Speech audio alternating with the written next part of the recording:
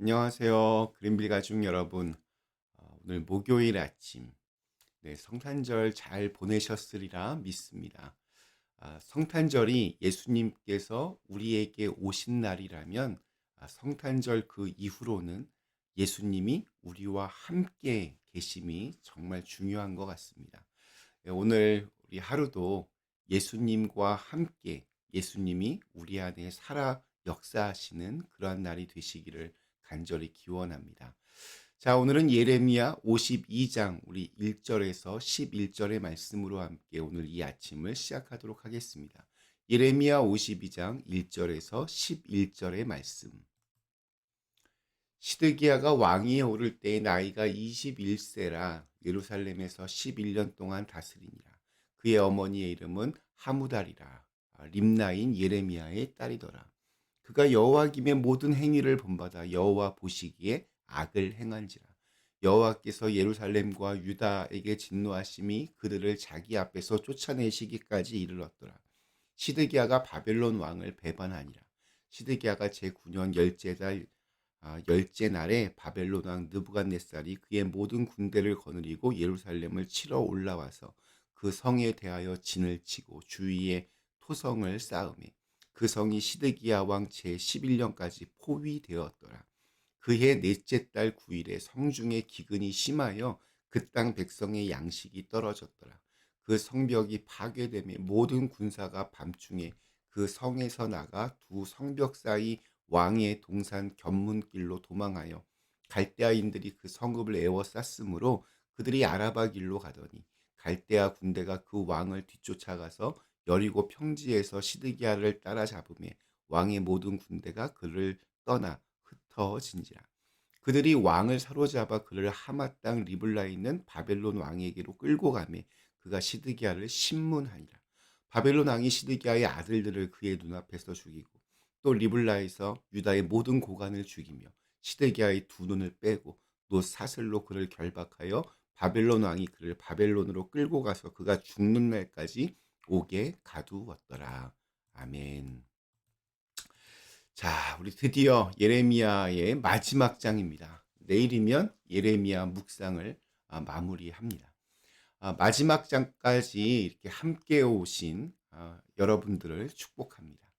46장부터 시작된 그 이웃 열방들에 대한 심판의 예언이 51장에서 끝나고 이제 마지막 52장은 다시 유다 왕국으로 돌아옵니다. 남유다 왕국의 최후에 대해 기록하고 있습니다. 이것은 39장과 연결되어 있습니다. 시드기야 왕이 등장합니다. 그는 유다 왕국의 마지막 왕입니다. 시드기야는 남유다의 종교개혁을 이끌었고 또 마지막 찬란한 불꽃을 태웠던 요시야의 아들입니다. 그런데 그의 아들 시대에 이르러 멸망의 기로에 선 것입니다.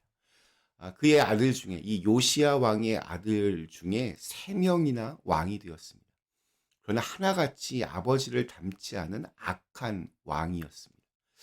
이 장면이 참 보면 볼수록 안타깝습니다.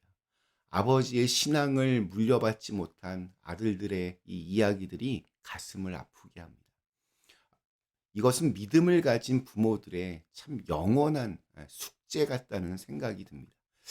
자녀들을 믿음으로 이렇게 인도하는 확실하고 유일한 방법은 없습니다.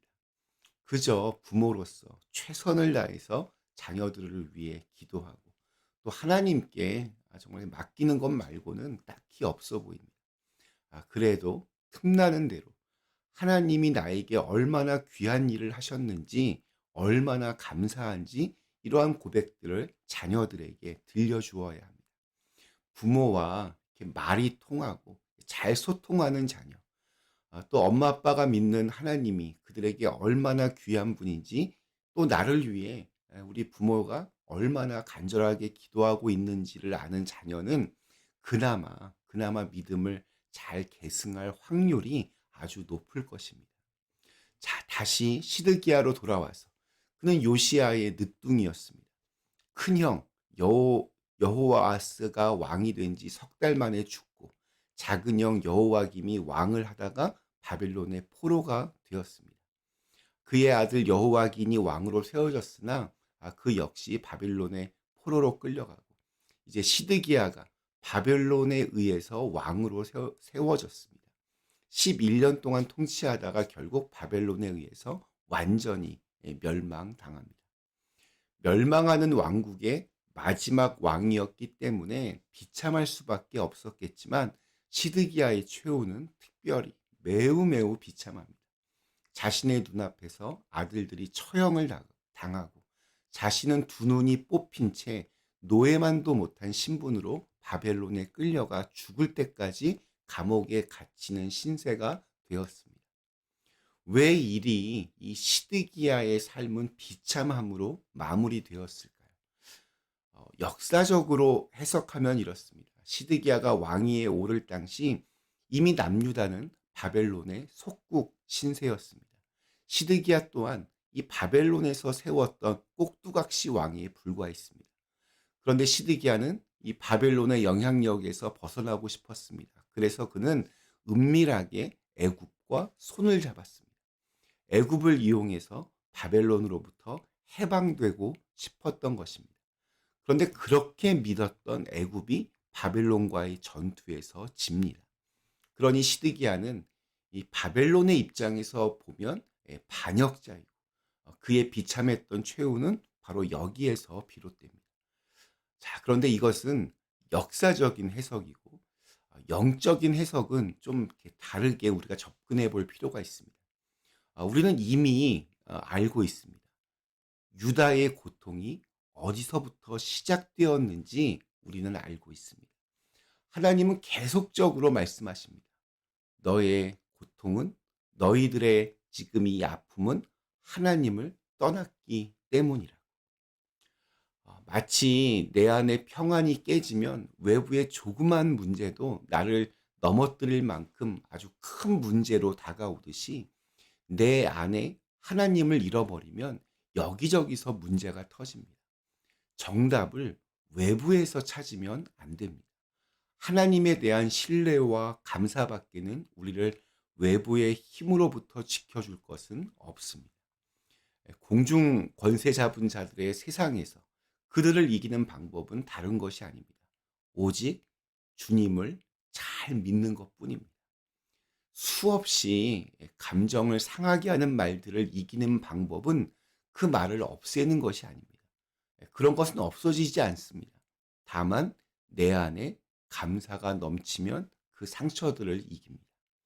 그런데 시드기야는 이 방법을 외부에서 찾았습니다. 애굽을 끌어들였습니다. 그러니까 나쁜 놈을 쓰러뜨리기 위해서 더 나쁜 놈을 끌어들인 것입니다. 내 마음을 아프게 했다면 너도 반드시 아파야 한다는 식으로 나의 초점이 온통 다른 사람에게 맞춰질 때가 참 많이 있습니다. 우리의 승리는 그러나 하나님의 도우심 안에 있습니다. 그러니 매사에 좀 주님의 성품으로 반응해야 합니다. 오늘도 나를 흔들고 또 내 감정을 상하게 하는 일들은 여전할 것입니다. 상처투성이의 말들이 난무하고 이기심의 욕망이 판을 칠 수도 있습니다. 나를 흔들려는 목적에 가장 크게 복수하는 것은 내가 흔들리지 않는 겁니다. 나를 좌절시키려는 목적을 깨버리는 길은 좌절하지 않는 것이고, 나를 화나게 하고 흥분시키려는 목적에 통쾌하게 되갚아 줄 방법은 기뻐하고 감사하며 평강을 잃지 않는 것뿐입니다. 내가 주님의 평안으로 충만하면 선하신 주님의 인도하심을 믿는 믿음으로 흔들리지 않으면 외부의 어떤 공격도 그 힘을 쓰지 못합니다.